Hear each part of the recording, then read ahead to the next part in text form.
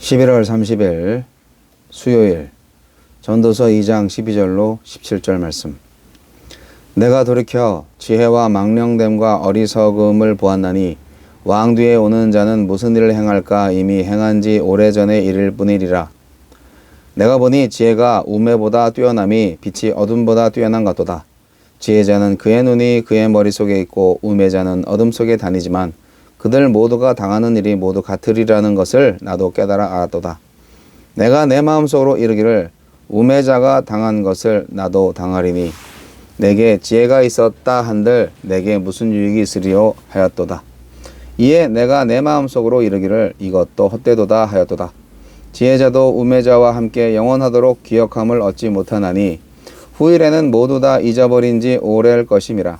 오라 지혜자의 죽음이 우매자의 죽음과 일반이로다. 이러므로 내가 사는 것을 미워하였노니 이는 해 아래에서 하는 일이 내게 괴로움이요 모두 다 헛되어 바람을 잡으려는 것이기 때문이로다. 죽음 앞에서는 다 평등합니다.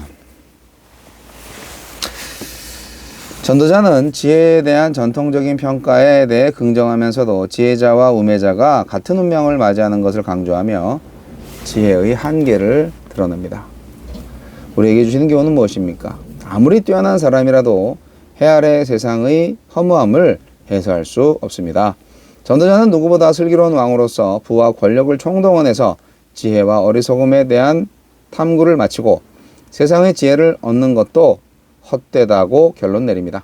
새로운 왕이 등장해도 이미 했던 연구를 반복할 뿐이고 같은 결론에 도달할 것입니다.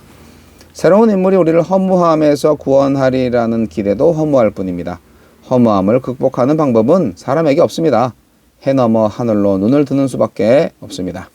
지혜는 어리석음보다 낫지만 지혜가 인생을 허무에서 건져내진 못합니다.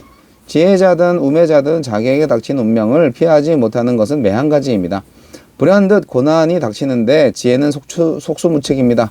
고난을 당하는 것 외에 달리 길이 없습니다.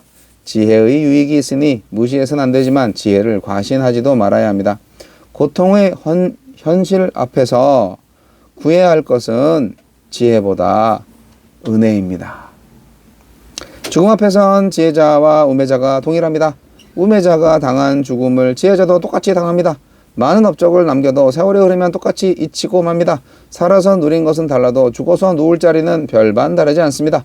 죽음이 있는 한 허무함을 극복할 수 없습니다. 하지만 우리의 수고를 낱낱이 기억하시고 우리에게 영생과 부활을 주시는 하나님이 계시기에 우리 삶은 죽음이 있음에도 불구하고 의미 있고 아름다울 수 있습니다. 전도자는 결국 삶을 혐오하는 데까지 이르렀습니다. 지혜자의 죽음이 우매자의 죽음과 다를 바 없다는 깨달음에 이르자 살아갈 의미와 이유마저 잃어버릴 지경이 되었습니다. 삶의 의미를 찾기 위한 전도자의 깊은 고뇌는 곧 새로운 결론에 이르게 될 것입니다. 미워할 만큼 삶에 대해 고심한 그로부터 삶의 찬미가 들려올 것입니다. 깊은 아름의 과정을 통과할 때 참된 알매 이릅니다. 허망한 인생에 절망해 본 사람만이 죽음 너머의 삶에 대한 소망을 갖습니다. 주여 죽음에 대한 진지한 묵상을 통해 부활의 소망을 더 붙잡게 하소서. 이 참 여러분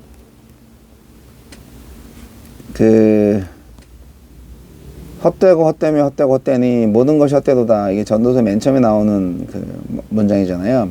거기에 이제 헛됨이라는 말을 히브리어의 헤벨이라는 단어를 쓰는데 이 헤벨에 대한 해석은 두 가지로 볼 수가 있어요. 첫 번째로는 잠시 있다가 사라지는 것, 그리고 두 번째는 헛되고 무의미하다. 이런 두 가지 의미가 있는데요. 오늘 말씀이 이 두 가지 의미가 다 잘 나타나고 있습니다. 사람의 일생이요, 영원에 비하면은 사실 아주 잠깐의 순간에 지나지 않지 않습니까? 예. 그렇기 때문에 사실 영원과 비교해서는 이 찰나의 인생을 바라볼 때 결국 지혜와 무지 사이의 차이가 별로 크지 않다는 것이죠. 마치 종이 한 장 차이. 네. 그렇기 때문에 지혜자도 어리석은 자도 다 모두 같은 운명을 갖게 됩니다. 그 같은 운명이란 바로 죽음을 의미하는 거죠. 죽음은 한 사람의 영적인, 육체적인 죽음을 의미할 수도 있는데,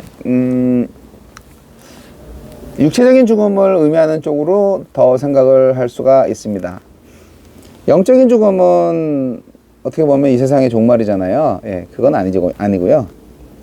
죽음 너머의 세계에 대해서 구약은 함구합니다. 다니엘서를 제외해 놓고는 모든 성경들이 죽음 이후의 세상에 대해서 얘기하고 있지는 않습니다. 하지만 우리는 알죠. 죽음 이후의 세상이 어떨지. 그래서 육체적인 죽음으로 국한시켜서 이해할 필요가 있는데, 여하튼 죽음 앞에서는 다 평등하다. 예, 오늘의 주제. 네. 지혜자와 우매자는 다 죽는다. 사람은 누구나 죽는다. 뭐 유명한 말이죠.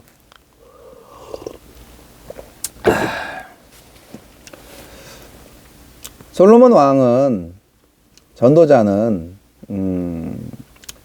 누리고 싶은 모든 것, 하고 싶은 모든 것을 다 해본 사람이죠. 그랬을 때 이 사람한테 지혜가 참 헛된 것이다. 그런 깨달음이 온 것은 진짜 지혜인 것 같아요. 뭐 여러 가지 영적인 거, 망령되고 어리석은 것에 대해서 알아도 어쨌든 그게 헛된 거죠. 네, 그러니까 뭐 새로운 거를 발명하든지 연구하든지 뭐 그런 게 다 해 아래 것들은 다 반복되는 것이기 때문에 별로 뭐 그렇게 중요하지 않다. 헛된 것이다. 그런 얘기죠. 우리는 항상 새로운 걸 추구하죠. 하지만 옷만 바꿔 입었을 뿐이고요. 해 아래 사는 사람한테 무언가 새 거를 기대하는 것은 좀 그 자체가 허무하고 어리석은 일입니다. 인간을 새로워지게 하는 것은 오직 하나님밖에 없습니다. 예, 인간으로 볼 때는 뭐 새 옷을 입으면 새로워 보이고 뭐 이발을 한다든지 그러면 사람이 새롭게 보여주고 막 그렇잖아요. 그러나 다 반복된 것이죠. 하나님께서만이 우리를 완전히 새로운 피조물로 만들 수 있죠. 그렇기 때문에 우리는 좀 인생에 대해서 좀 관조적일 필요가 있습니다. 빛과 어두움을 비교해 볼까요? 당연히 빛이 어두움보다 뛰어난 거죠. 그러니까 당연히 지혜가 어리석음보다 뛰어나요. 이것은 하나님께서 정하신 보편적인 질서입니다. 지혜는 항상 더 가치 있고 유익하고 덕스러운 삶에 기여를 합니다. 그러나 항상 지혜자가 대접받고 어리석은 자가 벌을 받는 거가 아니잖아요. 세상에는 머리 나쁜 사람도 돈 잘 벌고 성공도 잘 하고 그래요. 중요하지 않습니다. 네. 지혜가 또 선에 기여하는 것도 아니죠. 그렇다고 또 어리석음이 불행을 가져다 주지도 않습니다. 머리 좋은 사람들 얼마나 악을 행하는 사람들이 많은지 몰라요. 그리고 뭐 좀 모자라도요. 얼마든지 착하게 살 수 있어요. 행복하게 살 수 있어요. 다 불행해지는 거 아니에요. 그렇기 때문에 죽음이야말로 지혜자와 어리석은 자를 평등하게 한다는 거죠. 예. 오늘 해설 말씀 속에서 가장 감명이 되는 것은 지혜를 구하지 말고 은혜를 구하라고. 이 고통스러운 현실 속에서 구할 것은 지혜가 아니라 은혜라고. 이 말씀 참 해설을 잘했어요. 여러분, 전도자는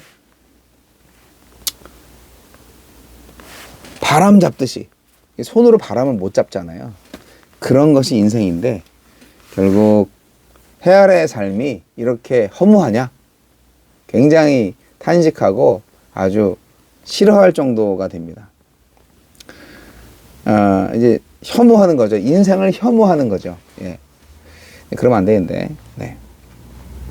그러나 깨달음이 옵니다.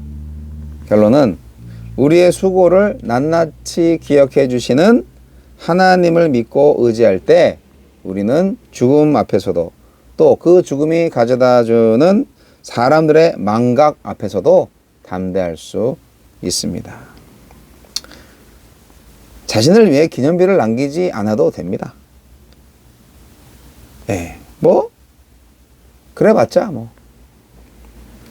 그러나 오직 하나님의 영광을 위해서 자기를 지우는 삶을 살 수가 있다면 그 참 멋진 일이 아닐까요? 네. 나는 지우고 하나님을 새기는 거죠. 오직 하나님의 영광을 위해서 사는 삶. 이것이 해 아래 지혜와 어리석음의 결국이죠. 하나님을 경외하는 사람이 말씀에 사로잡힌 지식으로 발휘하는 지혜가 아니라면 죽음 앞에서, 그리고 해 아래, 하늘 아래에 있는 한계를 인간은 절대로 벗어날 수가 없습니다. 사랑하는 성도 여러분, 죽음 앞에서는 다 평등합니다. 그렇기 때문에 엄청난 지혜 역시 바람과 같다. 그렇기 때문에 오늘도 은혜로 살자. 네, 이것이 오늘의 결론입니다.